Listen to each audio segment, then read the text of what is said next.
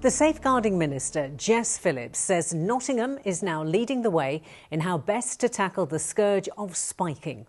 That's when someone is secretly injected by a needle or a drug is slipped into their drink without their knowledge. Women and girls are most often the victims, and it can result in serious sexual assaults. But despite hundreds of cases being reported, very few result in an attacker being charged. Our political correspondent Alison Mackenzie reports. Do you not ever just find someone and think, they look interesting, let's see where they're going? Checking out the work of those on the front line, facing an array of challenges. Minister Jess Phillips is a key player in a government pledging to halve the levels of violence against women and girls. That violence can often follow a drink being spiked. Nottingham police keen on measures to deter. So we've got anti-spiking campaign, so we've got bottle toppers that can go into the top of beer bottles, so people's straws can go in there, so it can reduce the risk of people being spiked or people thinking that Freedom of Information request revealed to ITV News Central that 99% of spiking reports never result in a criminal charge.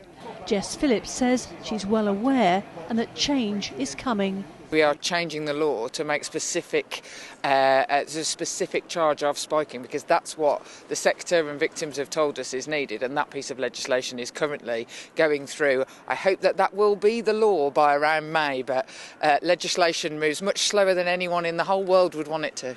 How concerned are you that women and girls in this area have trust in you following through on these promises? Look, I mean, trust is the most important thing that we're here to talk about. When women feel like people like me are going to make them safer in areas like this, and that the police are invested in making them safer, and all the things that I have seen today, women are free to live their lives, go out drinking, not worry about spiking.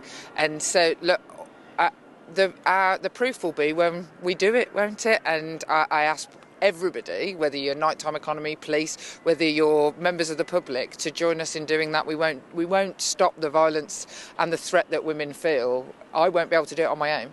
And that essentially its main feature is reporting. So we're sharing experiences at Nottingham Women's Centre.